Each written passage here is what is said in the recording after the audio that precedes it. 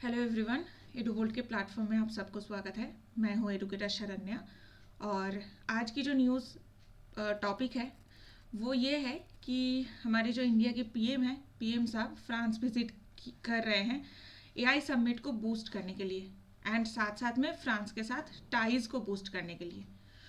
तो ये AI summit क्या है, कब इसकी स्टार्टिंग हुई थी एंड इसका अभी एजेंडा क्या है, इंडिया फ्रांस की रिलेशन कैसी है, तो ये सारी चीज़ से रिलेटेड आज बात होगी। तो एडुवोल्ट एक ऐसा प्लेटफॉर्म है जहाँ पे आप यूपीएससी की 1-to-1 मेंटरशिप चूज़ कर सकते हैं। मैं एडुकेटर शरण्या हूँ और मैं यहाँ पे environment, internal security, agriculture, science technology and मेरा जो ऑप्शनल था जूलॉजी ऑप्शनल की मेंटरशिप प्रोवाइड करती हूँ। अगर आपको मेंटरशिप चाहिए तो मैं 5 to 6 PM all day available हूँ। इसके साथ आप अपने हिसाब से, अपने टाइम के हिसाब से शेड्यूल कर सकते हैं सेशन। तो कैसे शेड्यूल करना है ये एक बार मैं दिखा देती हूँ। जैसे आपको सबसे पहले साइन अप करना है, अपना मेल आईडी को यूज़ करके एडुवोल्ट के वेबसाइट पे आपको साइन अप करना है। देन आपको फाइंड मेंटोर सेक्शन पे जाके मेरा नाम सर्च करना है शरण्या, और आप सब्जेक्ट वाइज फिल्टर लगा के भी मेंटोर चॉइस कर सकते हैं। Then you have to book a time, आपको टाइम सिलेक्ट करना है अपने हिसाब से और मेंटोर के भी हिसाब से। आप कोई भी शेड्यूल चूज़ कर सकते हैं। देन आपको सेशन ज्वाइन करना है दैट स्पेसिफिक टाइम। आपके पास लिंक आ जाएगा तो आपको बस वो सेशन ज्वाइन करना है एंड मेंटर के साथ इंटरेक्ट करके आपके जितने भी डाउट्स हैं उसको क्लियर करना है। तो this is very easy to book a session. आप ज़रूर एडुवोल्ट के सेशन ज्वाइन कीजिए। इसके साथ और एक चीज़ है कि वीक में 2 बार मेरी जियोग्राफी मैपिंग सीरीज़ की क्लासेस हो रही है, वीडियोस आ रहे हैं। वेडनेसडे एंड सैटरडे ये क्लासेस अवेलेबल होते हैं। तो आप चैनल को सब्सक्राइब ज़रूर करके रखिए एंड अगर आप 25 की एग्ज़ाम दे रहे हैं प्रीलिम्स का तो आपके लिए ये जो सीरीज़ है ये बहुत इम्पॉर्टेंट है, आप उस पर ज़रूर ज्वाइन कीजिए। तो अब देखते हैं न्यूज़ क्या है। न्यूज़ ये था कि India has invited to chair the artificial intelligence action summit in Paris. ये अभी कब से हो रहा है? आज से फेब।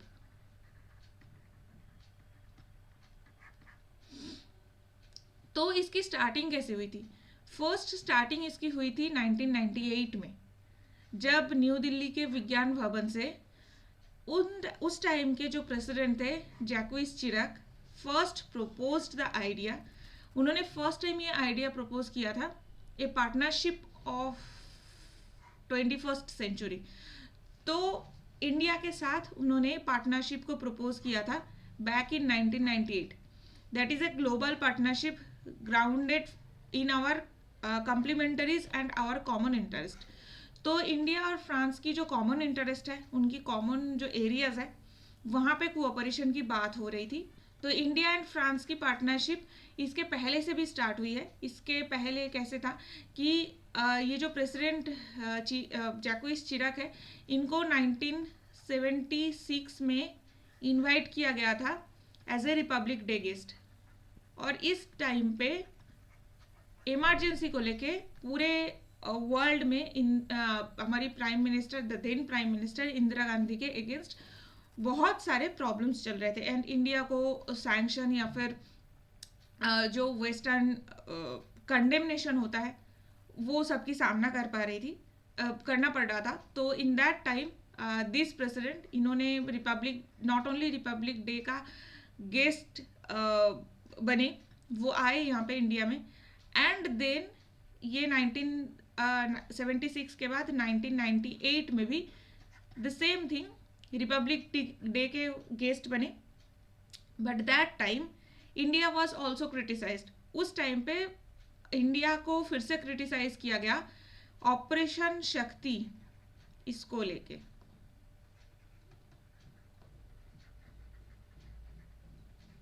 तो व्हाट इज ऑपरेशन शक्ति? अगर कोई साइंस टेक्नोलॉजी का न्यूक्लियर डिफेंस वाले पार्ट पढ़ लिए होंगे तो उनको पता है ऑपरेशन शक्ति क्या है। इसका दूसरा नाम सबको पता होगा, पोखरान-2। ये इंडिया की second time nuclear fission and fusion bomb की टेस्टिंग था पोखरान में, जिसके बाद पूरे वेस्टर्न जितने भी कंट्रीज थे मोस्ट ऑफ देम इंडिया को सैंक्शन किया था, कंडेमनेशन था, और मतलब situation was too difficult for India. But at that time जो प्रेसिडेंट जैक्विस चिराक थे वो रिपब्लिक डे के गेस्ट बने, एंड इसी टाइम पे इन्होंने म्यूचुअल कोऑपरेशन की बात की।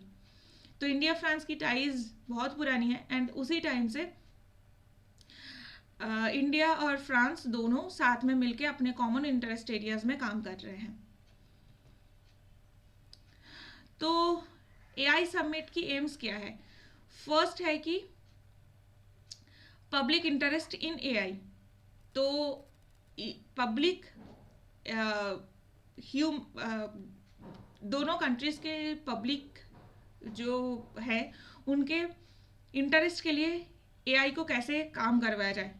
फ्यूचर ऑफ वर्क, एआई का फ्यूचर क्या है, उसको कैसे लोगों के काम के लिए यूज़ किया जाए। इनोवेशन एंड कल्चर, अपने कल्चर के हिसाब से, जैसे इंडिया एक बहुत ही डाइवर्स कल्चर है, यहाँ पे लैंग्वेजेस बहुत है, यहाँ की क्लोथिंग अलग है, फूड अलग है, तो ये सारे कल्चर के साथ इनोवेशन को मर्ज करके एआई का टूल कैसे बनाया जाए। जैसे इंडिया के लिए एक बहुत बड़ा चैलेंज ये है कि आप ओनली इंग्लिश पे या फिर कोई सिंगल लैंग्वेज पे एआई टूल को डेवलप नहीं कर सकते, आपको एटलीस्ट 7-8 लैंग्वेज पे करना होगा जो मेन लैंग्वेजेस है। तो कल्चर के साथ इनोवेशन को कैसे मार्च किया जाए। नेक्स्ट है कि एआई के ऊपर ट्रस्ट कैसे किया जाए। रिसेंटली एक न्यूज़ आया था, गूगल की जो एआई टूल है जेमिनाई, ये यूएसए ने किसी स्टूडेंट बहुत डिप्रेशन में थे, उनको ये कहा है यू शुड डाई। तो मतलब जेमिनाई इस टाइप से कमांड दे रहा है। तो एआई के ऊपर ट्रस्ट कैसे होनी चाहिए।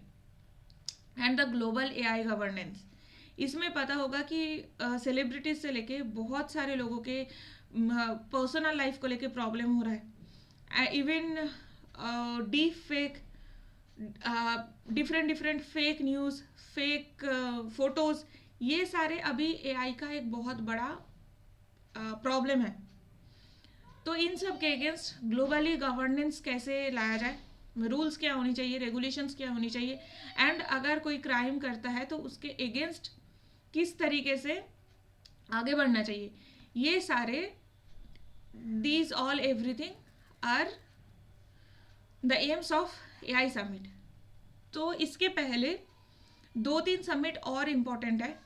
2023 में द ब्लेकली पार्क समिट ये हुआ था यूके में। Signed the AI safety summit, affirmed that AI should be designed, developed, deployed and used in a manner that is safe, human-centric, trustworthy and responsible. तो AI safety summit जो था London में, Blakely park declaration कहते हैं इसे, तो इसमें क्या कहा गया, इसमें ये बोला गया कि जो AI है दैट उसको डिज़ाइन करना चाहिए, डेवलप करना चाहिए एंड डिप्लॉय करना चाहिए, बट यूज़ होनी चाहिए as a safe, human centric, लोगों की उसमें हेल्प हो, ट्रस्ट वर्दी, एआई को लोग ट्रस्ट कर पाए एंड रिस्पॉन्सिबल। नेक्स्ट 2024 में था द सियोल डिक्लेरेशन, ये साउथ कोरिया में हुआ था। तो first was UK, second was south Korea. reaffirmed that their commitment to international cooperation on AI, addressing the challenges and opportunity presented by the new technology. तो जो challenges है उसको वो accept कर रहे हैं, and साथ साथ में जो opportunities है उसको भी लोगों के लिए present कर रहे हैं। तो सियोल समिट ने क्या किया था, AI सेफ्टी इंस्टीट्यूट बनाने की बात की। एक नेटवर्क होगा जहाँ पे बहुत सारे एआई सेफ्टी इंस्टीट्यूट जो 28 कंट्रीज है उन सब के हो। नेक्स्ट है 2025 में द पेरिस समिट जो अभी चल रही है। To leverage the existing initiatives, जितना ऑलरेडी एग्जिस्टिंग इनिशिएटिव है in the UN, OECD organisation of economic cooperation development, UN की, OECD की, global partnership of artificial intelligence, ये एक इंडिया एंड फ्रांस का ही ग्लोबल पार्टनरशिप है, the G7 and the G20। तो ये सारे एरियाज पे ये जो सारे इंस्टीट्यूशंस है, इन सब के जो ऑलरेडी इनिशिएटिव है, इन ये सारे इनिशिएटिव को लिवरेज करने की, इसको और भी ग्लोबल लेवल पे ले जाने की बात हो रही है इन 2025। और इस बार की एम्स क्या है? These are the aims. Okay, तो इसमें इंडिया की फोकस कैसी रहेगी? इंडिया की obviously focus make in India project है, तो make in India and making AI for India, making AI in India, because इस बार के जो बजट है उसमें भी स्पेसिफिकली AI इकोसिस्टम के लिए इंडिया को बजट में बहुत सारे पैसे मिल रहे हैं। एंड अगर आपको रिसेंट न्यूज़ पता है तो ChatGPT के जो फाउंडर है सैम ऑल्टमैन, ये अभी रिसेंटली इंडिया आए थे AI समिट से रिलेटेड बात करने। तो इंडिया की AI इकोसिस्टम जो है वो लार्ज प्रेजेंस होने वाली है इसकी, and this aims to democratise AI innovation. Not only एक जगह से ही इनोवेशन हो, पूरे इंडिया में जितने भी हब्स है AI हब्स, उन सब एरियाज में इनोवेशन हो, and that ensures the benefits, जो भी बेनिफिट्स होगा वो इक्विटेबली डिस्ट्रीब्यूट हो टू ऑल द सिटीजन्स। तो जो जितने भी बेनिफिट्स है उसका लाभ सारे सिटीजन्स को मिले। नेक्स्ट है कि global partnership on AI। This is a OECD supported multi stakeholder initiative to guide the responsible development and the use of AI। तो ये किसकी इनिशिएटिव है? OECD की इनिशिएटिव है, मल्टी स्टेक होल्डर इनिशिएटिव है। इसका एम क्या है? The responsible development and the use of AI। And यहाँ पे India is a founding member and lead chair था 2024 में। तो अगर आपको पूछा जाए कि कौन कौन से कंट्रीज लीडिंग मेंबर है, फाउंडिंग मेंबर है GPI में, तो उसमें एक इंडिया ऑब्वियसली प्रेजेंट है। ठीक है, इंडिया है, फ्रांस है, तो ये आपको याद रखना होगा। नेक्स्ट है कि bridging the AI divide. India is pushing the AI governance, focusing on bridging the widening AI divide between countries and democratising AI globally. तो मोस्टली इन वर्ल्ड में प्रॉब्लम क्या है? कुछ कंट्रीज जैसे जापान है, जैसे चाइना है, India, USA, France, these countries are heavily investing on AI। तो नॉर्मली ये क्या कर रहे हैं कि AI के ऊपर रिसर्च एंड डेवलपमेंट्स चल रहे हैं, बहुत अच्छे तरीके से चल रहा है। साउथ कोरिया भी है इसमें, UK है, यूरोपियन यूनियन है, बट बाकी जो कंट्रीज है मोस्टली अफ्रीकन कंट्रीज या फिर लैटिन अमेरिकन कंट्रीज, यहाँ पे AI की डेवलपमेंट उतना हो नहीं रही है, एंड इस AI की जो बेनिफिट्स होते हैं वो भी बाकी कंट्रीज को नहीं मिल रहे हैं। तो इंडिया का फोकस ये है कि डेमोक्रेटाइज करना, कि ग्लोबली जितने भी कंट्रीज है उन सबको AI की बेनिफिट मिले, तो जो AI की डिवाइड है उस गैप को ब्रिज कर पाए। नेक्स्ट है कि global south priorities. India is advocating the empowerment of voices from the global south in the discourse sound of cooperation on AI। तो नॉर्मली G20 में भी लास्ट ईयर जो इंडिया चेयर था तो देखा गया था कि ग्लोबल साउथ की जो वॉइस है, India emerged as a leader of that. India ने एक इंडिया ग्लोबल साउथ या फिर साउथ की जो कंट्रीज है जो मोस्टली कॉलोनियल कंट्रीज था, उन सब के एक वॉइस की तरह इमर्ज हुई है। एंड नॉर्मली क्या है कि ग्लोबल जो साउथ होते हैं उनकी कोऑपरेशन हो AI के ऊपर। साउथ की जो चैलेंजेस है, यूनिक चैलेंजेस है, अपॉर्चुनिटीज़ है कि चैलेंजेस ये है फंडिंग की प्रॉब्लम है, अपॉर्चुनिटीज़ ये है कि we have good brains, and the requirements of developing world. तो चैलेंजेस जो हो, अपॉर्चुनिटीज़ है, एंड डेवलपिंग वर्ल्ड की जो रिक्वायरमेंट है वो India as a global voice इस AI समिट में प्रेजेंट करने वाले हैं।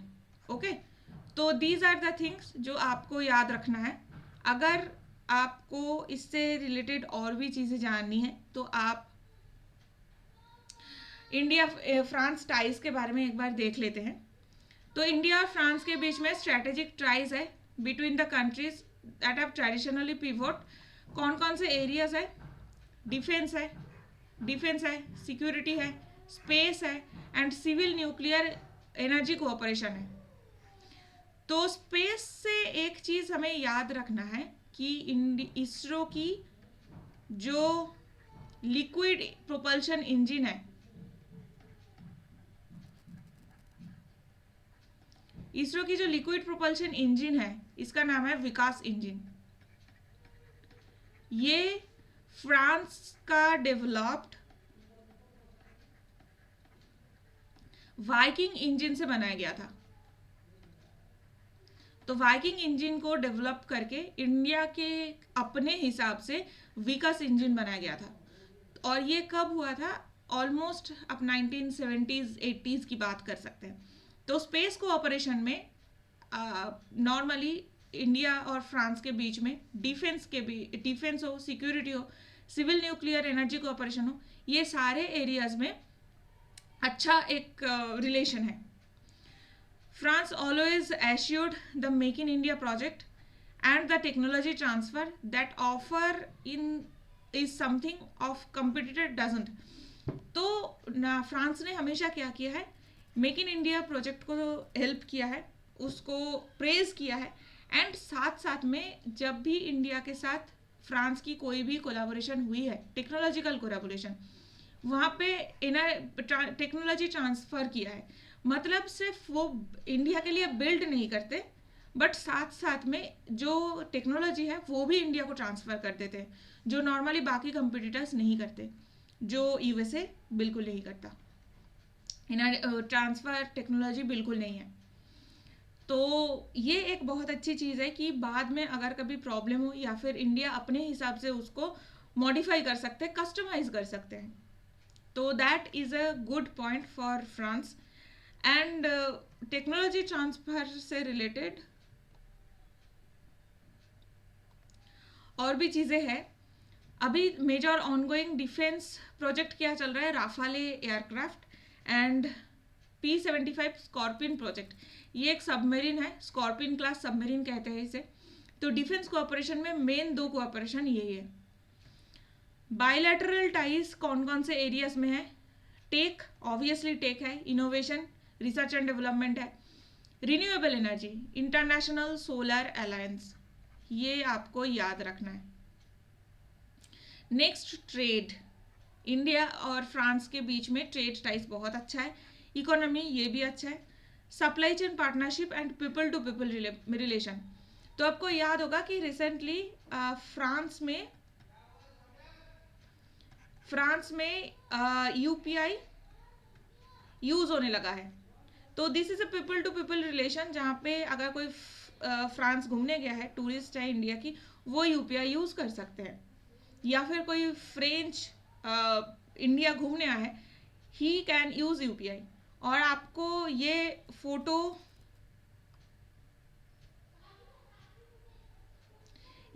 आपको याद आया होगा जब जयपुर में मैक्रोन का एक फोटो आया था, जो पेटीएम के यूज करके वो चाय के पैसे दे रहे थे। This shows the connection between 2 leaders and also the 2 countries. Okay, तो पीपल टू पीपल इंटरेक्शन इसी तरीके से बनते हैं। नेक्स्ट क्या है?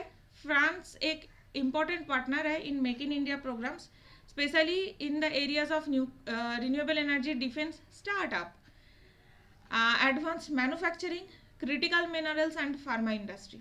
तो ये सारे एरियाज में इंडिया के साथ फ्रांस की बहुत सारे टाइज है।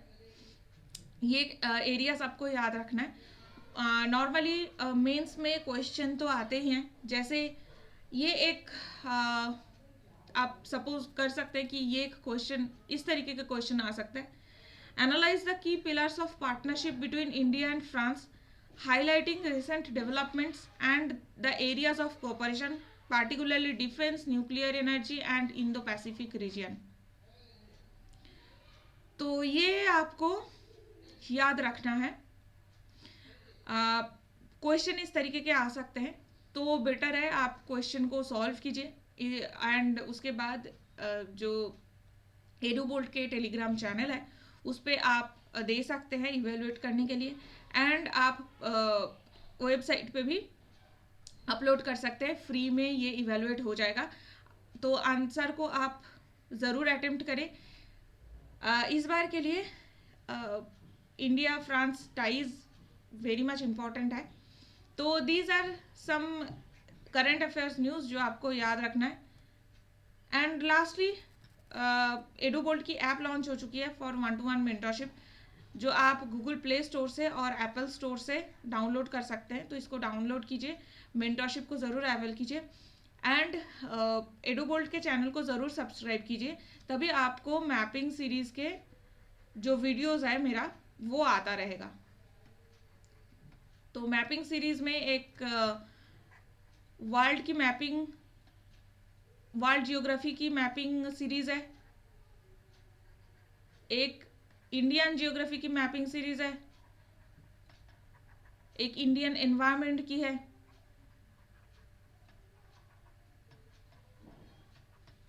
तो ये जितने भी सीरीज़ है इसके आप जाके ज़रूर देखें, 2025 के एग्ज़ाम्स के लिए बहुत इम्पोर्टेंट है।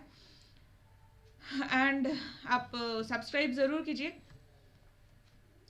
Good luck. अगर आपको कोई भी हेल्प की ज़रूरत है तो आप टेलीग्राम चैनल को ज्वाइन कर सकते हैं, एडुबोल्ट IAS का आप सर्च कर सकते हैं, या फिर लिंक में दिए हुए जो डिस्क्रिप्शन है तो वहाँ पे आपको लिंक मिल जाएगा, वहाँ पे भी आप चेक करके ज्वाइन ज़रूर कीजिए। ओके, तो बाय एवरीवन।